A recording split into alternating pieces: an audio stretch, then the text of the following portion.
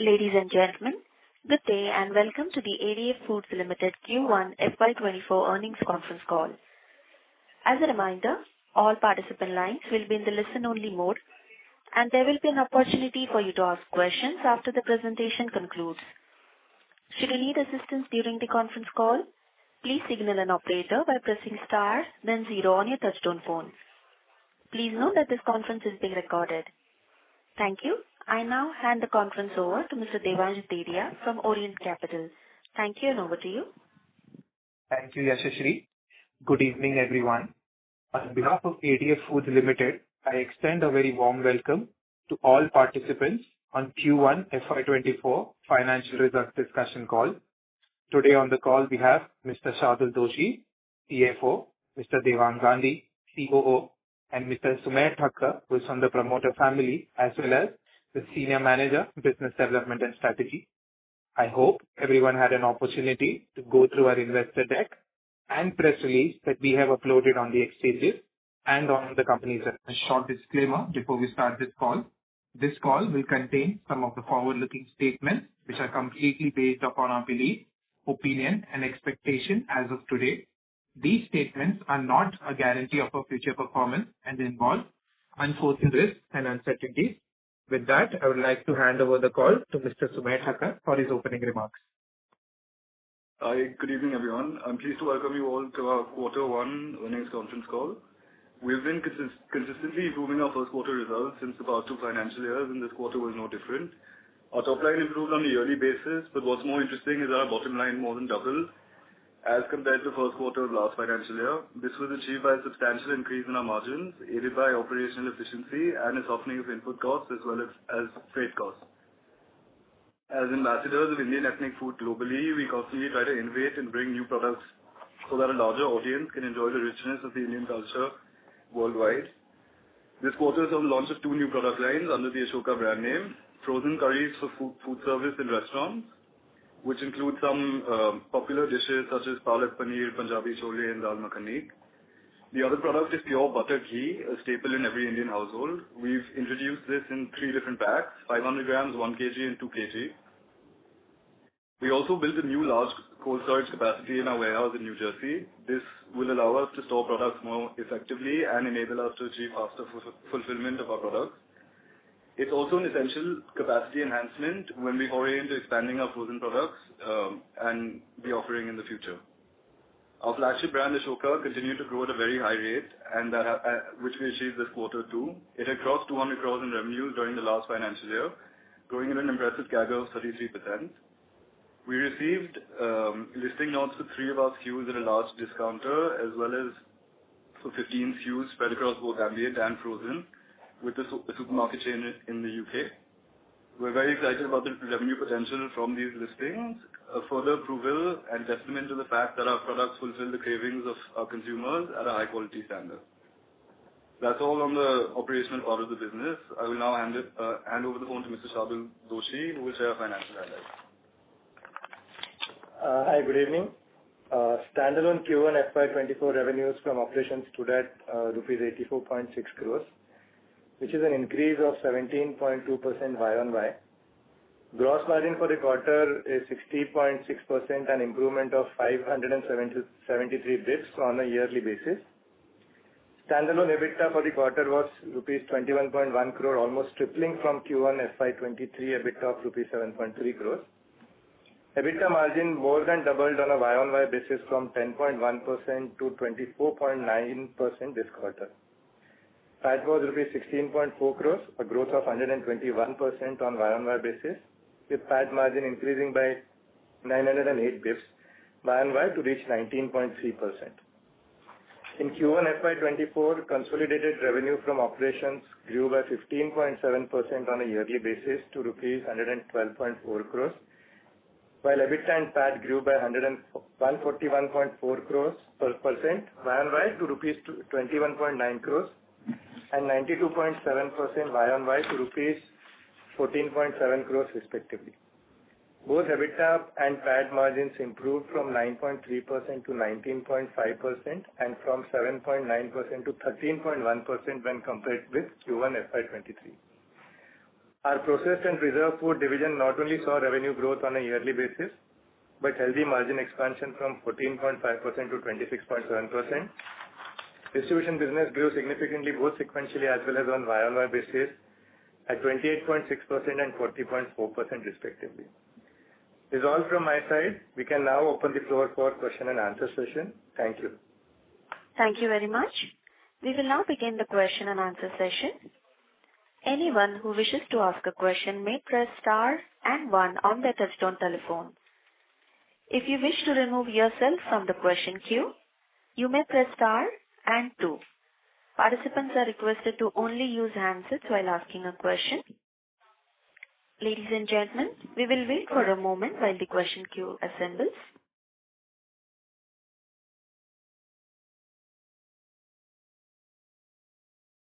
We'll take our first question from the line of Naveen Naredi from Naredi Investments. Please go ahead. Thank you very much. My name is Ravi Naredi, not Naveen Naredi. Anyway, first of all, thank you very much for nice result. I would like to know how much percentage capacity utilization at US warehouses. And second, margin rise in quarter one, it will be regular phenomena, or in quarter two or financial year 24, it will be different story. So Ravi, in terms of capacity utilization in New Jersey, the cold storage is, it was up and running as of last week, but at maximum capacity we can do about 10 containers, which is roughly 400 pallets. Okay.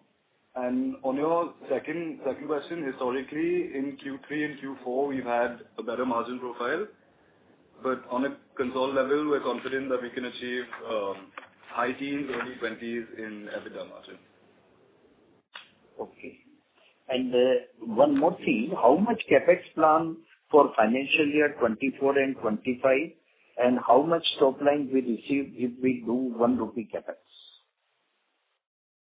Sure.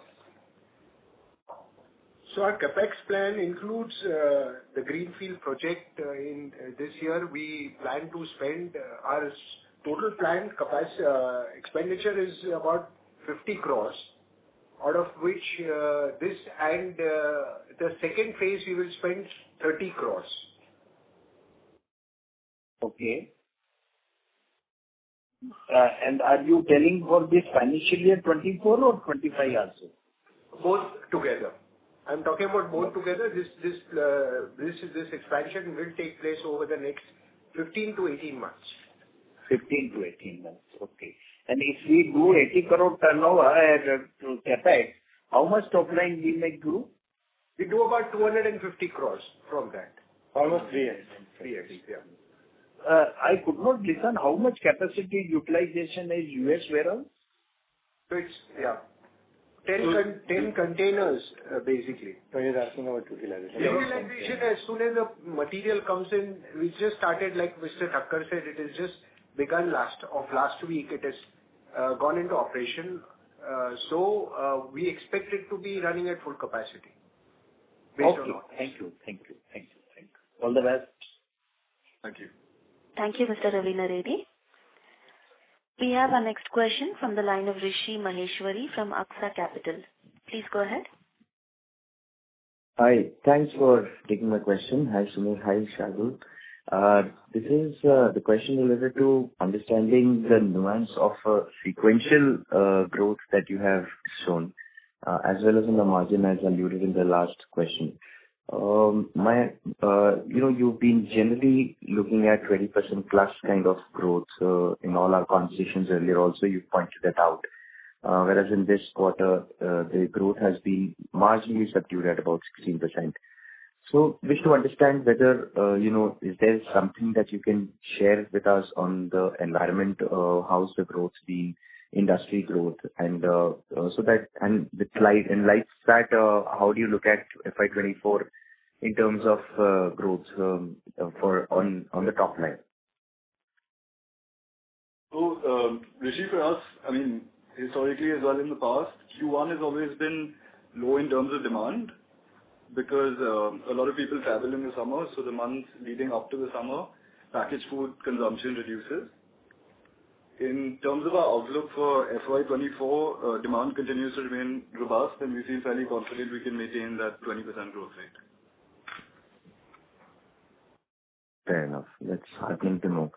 I also noticed that, in one of the slides, slide 19, your products are displayed in a showroom. In the background, there is Walmart. And I'm curious to understand if we have made any breakthrough in any of the large names like Walmart. You mentioned that Costco, you have a relationship that you were trying to develop, but it's not fully convertible. So hence, if you can also, help me understand if there is any relationship that has broken, and if specifically on slide 19, the packet of boxes in yellow is and the Walmart behind. So have you been able to crack that? Correct. So we've actually been selling in Walmart for over 3 to 4 years now. This is in Walmart Canada. In Canada, we're present in majority of your large-scale retailers. There's another one called Loblaws and Sobeys. We're present in both of them as well. In Walmart, we have a list of ambient products and frozen listed as well. I think there are about 12 different SKUs. And in terms of other developments, like I mentioned, we've got listings with 2 large retailers in the UK. One has about, I think they both have upwards of 350 stores. One is a discounter, one is a retailer. I see. So this is Walmart Canada. Is there any development in any of the large chain retail stores in the US? Still work in progress. Presentations are going on. All their range reviews are happening now. And Truly Indian, we're launching in frozen now, which we're pitching to all these retailers. We should have that ready by Q3 of this year. Okay, great. Can you also outline what is the benefit of PLI that we have received in this quarter? Well, I'm going to let you get that. So we have booked 1.5 crores in this quarter. All right. Thank you so much. That'll be all from my side. Yeah. Thank you. We have our next question from the line of Devanshu Sampath from Avendus Wealth. Please go ahead. Yeah. Hello, sir. Good afternoon. So I have a few questions. Firstly, can you tell me what is the freight as a percentage of sales this quarter, consolidated number? So in a standalone, it's around 7%. Okay. And can you give the consolidated number also? So in the previous quarter, it was 8%. Now it's 7%. So it's in line with very, very similar to what we had in the last quarter. Okay. So I'm just trying to get a sense of your other expenses ex of the freight rates, right? So if I'm assuming 8 crore as the number of your freight cost this year, your other expenses, excluding freight rates, have gone up in the last 1-2 quarters. So can you firstly just tell me, what has happened there? Because the number that jumped up to over 21.5 crores from about 15-16 crores in the previous 3 quarters. No, so other expenses include our professional fees, advertisement, sales, promotional, freight, travel and conveyance. So these are some of the major heads which we have. Also, let's understand some of these costs are fixed cost in nature, like rent and everything is fixed cost on a lower base than percentages. Looks higher. But in terms of absolute number also, I think as Sumer mentioned that there is a lot of focus on Truly Indian launch which we are doing. So there are some certain expenses which we have incurred in the market for doing those testings and the presentations which we have to do to them. So these are all kind of investments for us in a revenue expenditure manner. So there's no one-off as such in this quarter, right? No. Okay. And would you say your freight rate, if it's 7% average for the quarter, will it be, is that the bottoming out, or can it be lower in terms of, what your exit was for the month? So this is like a bottoming out. I think we can assume that this should remain for the year. 7% is the assumption for the year. Okay. Yeah. Okay. And can you also discuss what has led to lower margins in the distribution business, despite a 28% growth? So it's also about the sales mix generally. I think what happens is it's not really a function of, I think the products which we sell also makes a lot of difference. So last year we had products like atta and rice also as part of our kitty when we sold it in say UK. We have some of these products were there from Unilever as well as Patanjali, but now since they are banned now and these were high margin products, they are not available.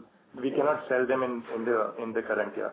But of course there is a growth which have happened on the other items, but margin may not be as high as what we would have seen in other products. So it's primarily because of the product mix. So it will be safe to assume that this 10%, between 9 to 10% is the number to work with at the EBIT level for the year? Yes. In fact, in the earlier years also we used to have, I think this is a safe number we can assume on the distribution business. Okay. And you haven't highlighted Unilever separately in this PPT, so anything to call out there? So I didn't understand. Sorry, what is your question? So the major products we used to distribute for Unilever were the teas, which have now all moved to Ekaterra. And right now our product basket from Unilever is hardly anything. It's just few items in the UK. Okay. Yeah, that's why the whole business has now moved to Ekaterra.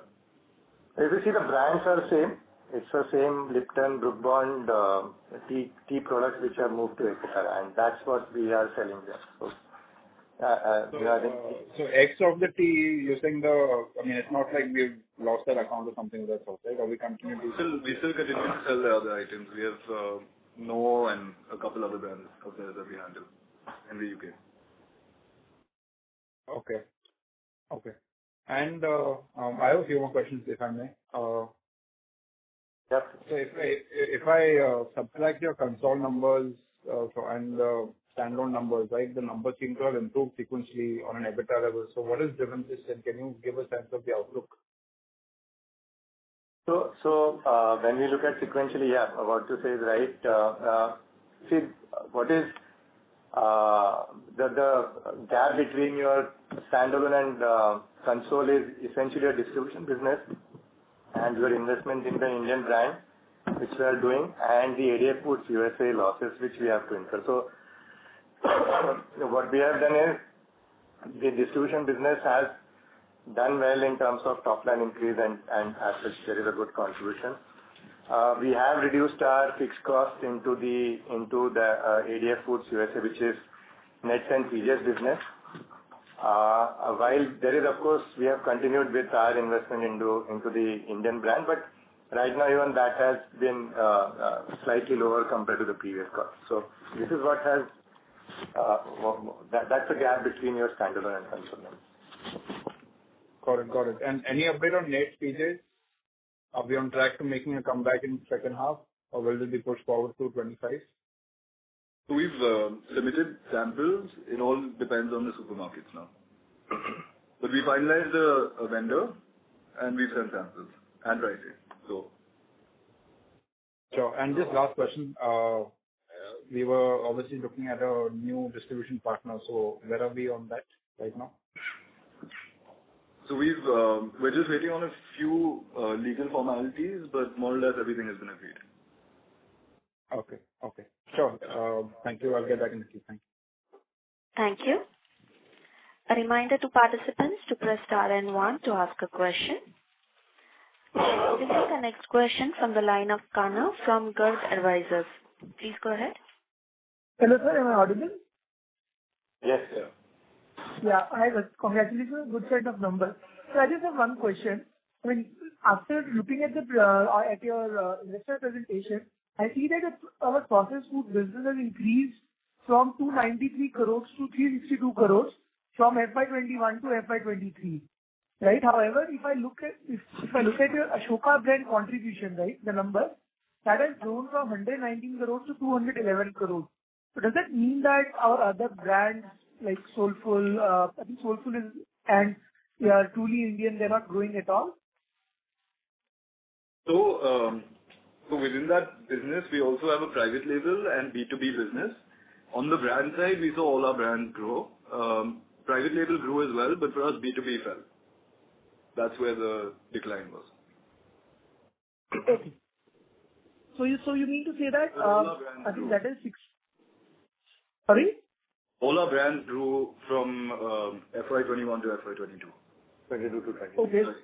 Okay, so if I look at the numbers, so 70 crore is just increase in the revenue for processed food, and I think for Ashoka, there has been an increase of some 90 odd crores. So we are saying that this, with the institutional business that we have lost, it is more than, let's say, 35-40 crores. Yes. Correct, but that's not business we've lost. A lot of our customers overtraded in the previous year, so they were just sitting on a lot of inventory. But hopefully next year onwards, that'll go back to its original levels. Okay. Okay. Thank you, sir. That was my only question. Good luck. Thank you. We have our next question from the line of Abhay Mehta, an individual investor. Please go ahead. Yeah. Good evening. I have two questions. One is regarding the distribution business, which you have told that we are going to expand. But if you see the capital deployment and the margins which we are earning, is it worthwhile continuing with that business, or it will be a temporary thing, or we will be expanding it on a much larger scale?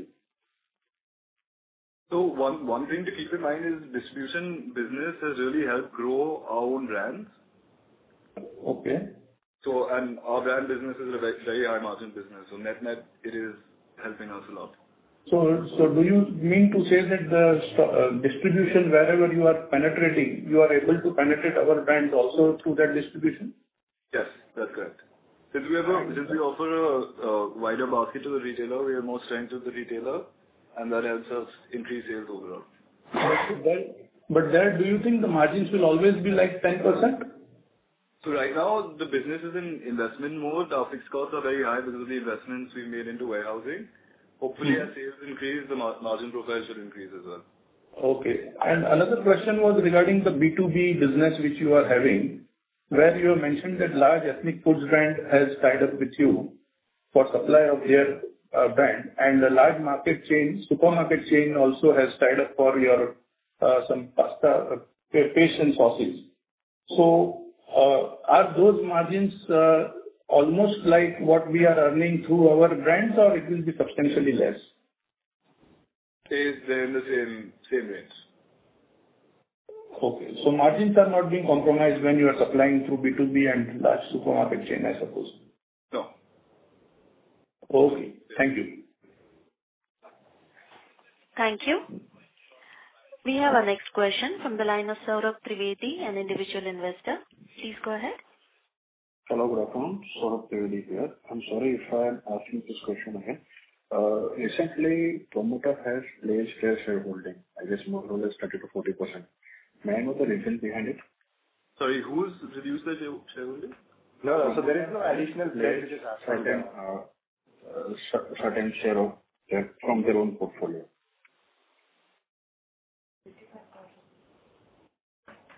Okay. Am I audible? Hello? No, we couldn't hear that. Can you repeat yourself? Okay.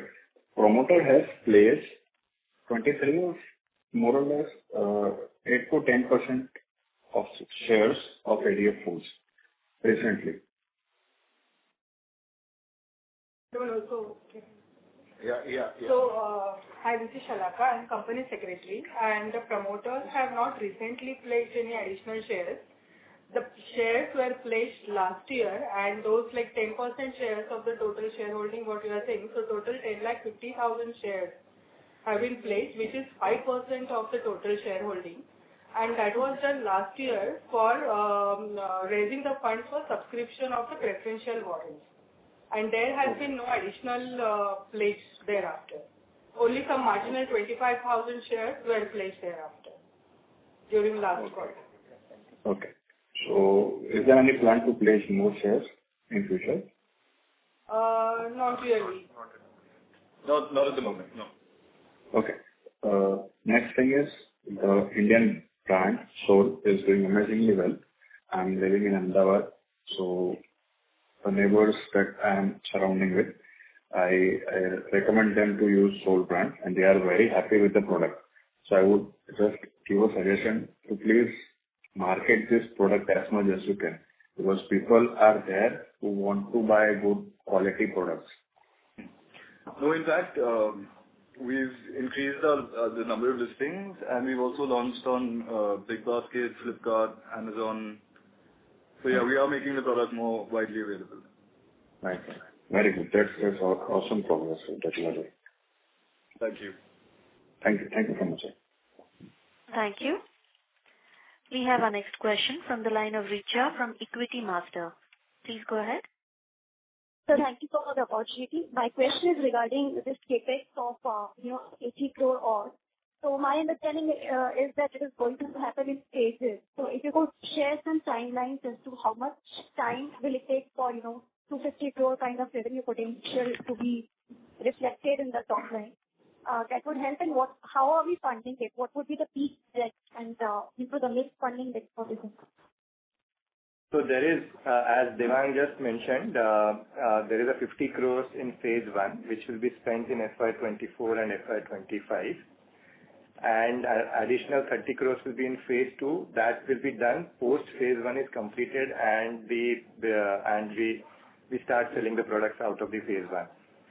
So that's the plan as of now. And there is a 3x multiple which we generally we look at. So top line expected out of this 50 plus 30 crores investment will be around 250 crores.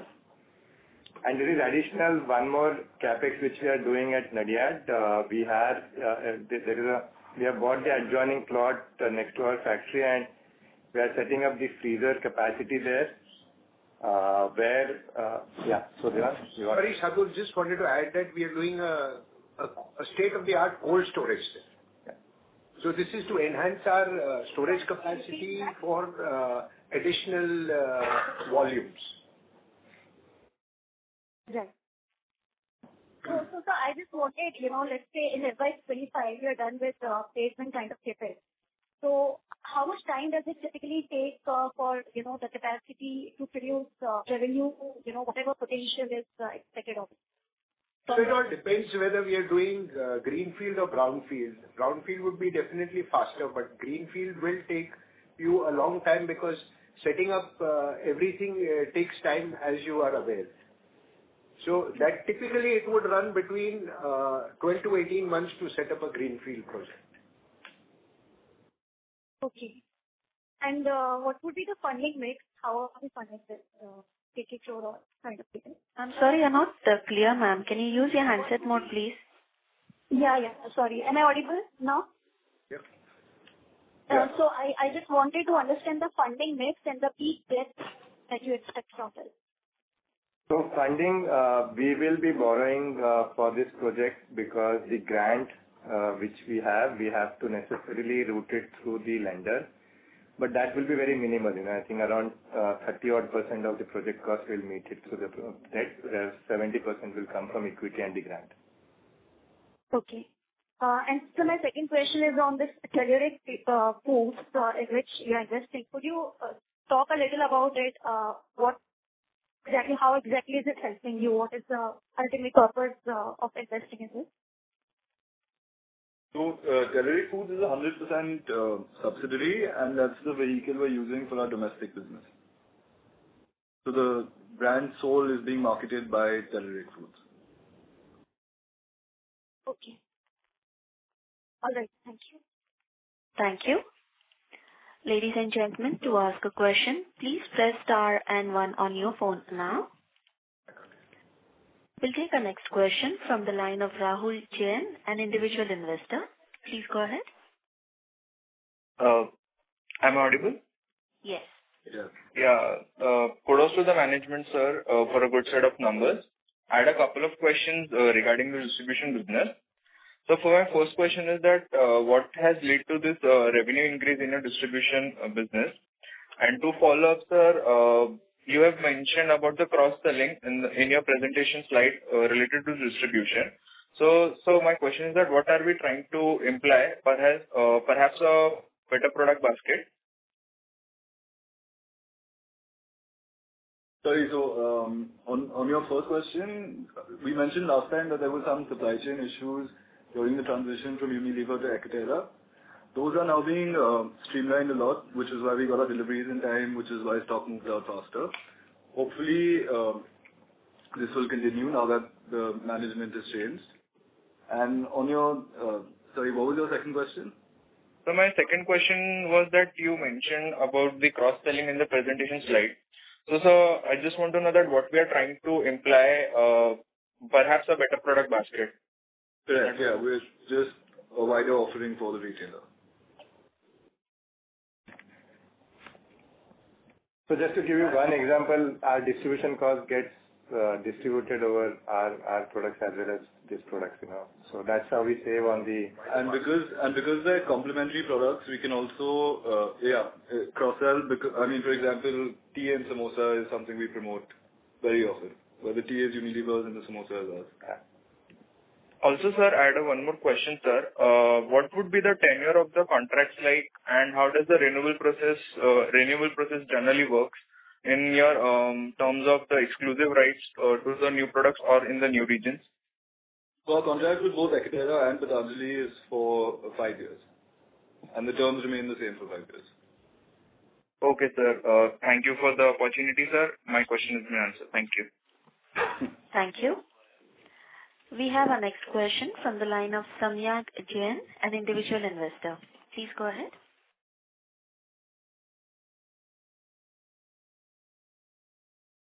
Mr. Samyak Jain, your line is unmuted. Please go ahead with your question. Hello. Yes, we can hear you. Am I audible? Yes. Yes. Yeah. So my question is we have brought all the new products recently for the 30-35 new products launch we have done under the Ashoka brand last year. And also I wanted to understand what is the process you have been following? So what research you do before bringing the new product launch? So we have our sales team based in all our various markets, and they actually go to the market on a daily basis. Then we also get feedback from a lot of our distributors. So they constantly monitor what's moving, what categories are trending, and based on that, then we do the back end accordingly. Okay, so my next question is what is the typical contribution of brands catering to the Middle East in the last 2 to 3 financial years? Need to understand their general trend. Sorry, I didn't quite catch that.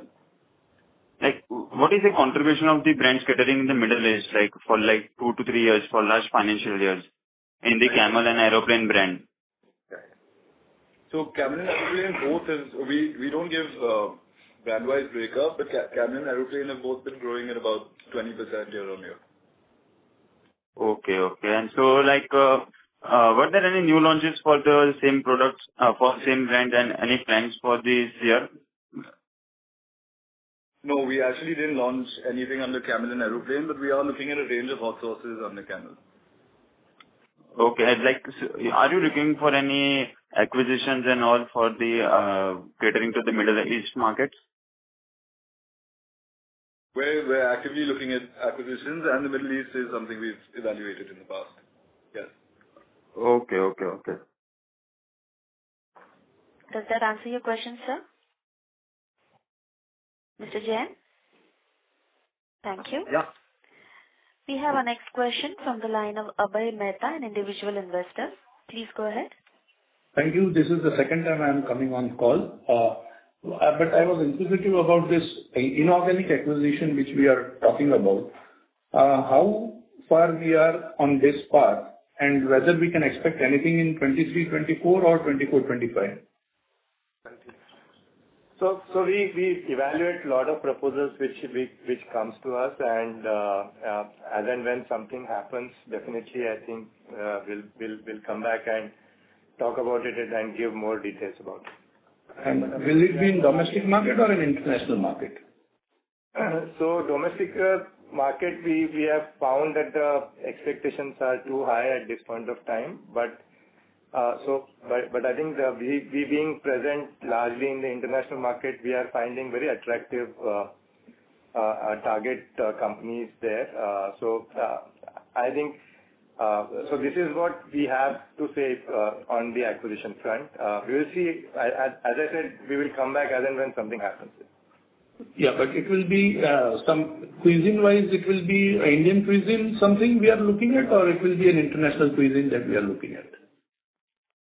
We're very open. It all depends on the opportunity that comes our way and what we can do with that business in the years to come. Okay. Thank you very much. Thank you. A reminder to participants to press star and 1 to ask a question. We'll take our next question from the line of Devanshu Sampat from Avendus Wealth. Please go ahead. Yeah, thanks for the follow-up. Just a few more queries, sir. So just to clarify this, between your two segments, right, how do you expense the distribution costs?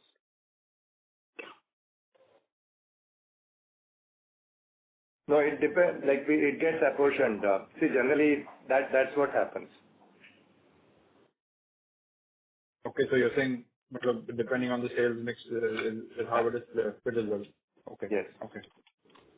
Okay, and a query on truly Indian, right? So, I mean, please correct me if I'm wrong. We're talking about a food service vertical, which is, I believe you hired somebody as well to take a look at this business, and the potential you had mentioned is quite high. So that is, and also you mentioned about the developments that have happened in UK and the UK listings. So, so can you give a sense of what will be the possible revenue potential from both these? I'm just trying to get a sense of the market size, or what is the expectation that the company has, on an annual run rate, even if it starts contributing, say, second half onwards. But and from a 2-3 year perspective, do you think it can become as big as Ashoka was in FY23? So for Truly Indian, it's a two-pronged approach. One is on the food service side, and the second is retail. So we've appointed someone for both these divisions. And in terms of revenue potential, even one listing can attribute to as much Ashoka does annually.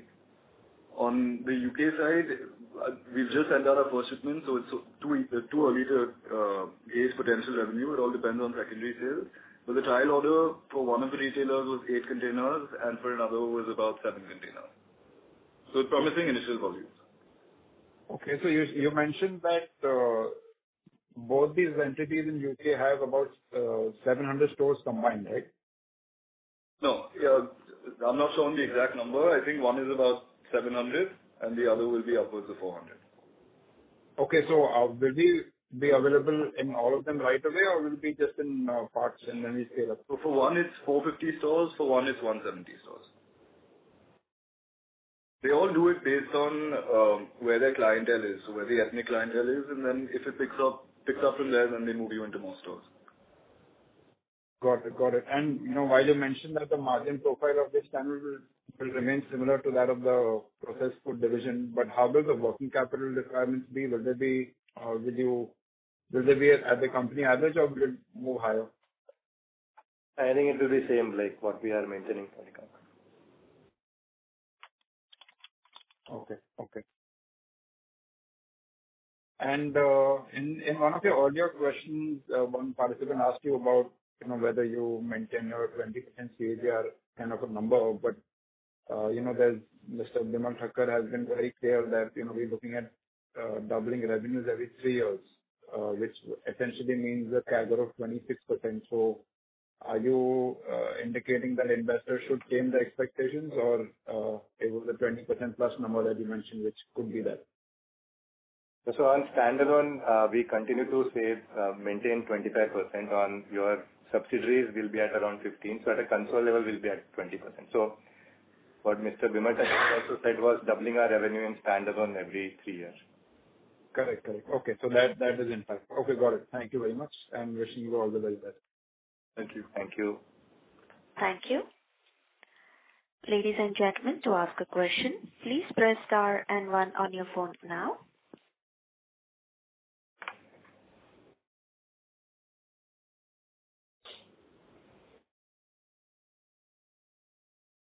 As there are no further questions, I would now like to hand the conference over to Mr. Sumer Thakkar for closing comments. Over to you, sir.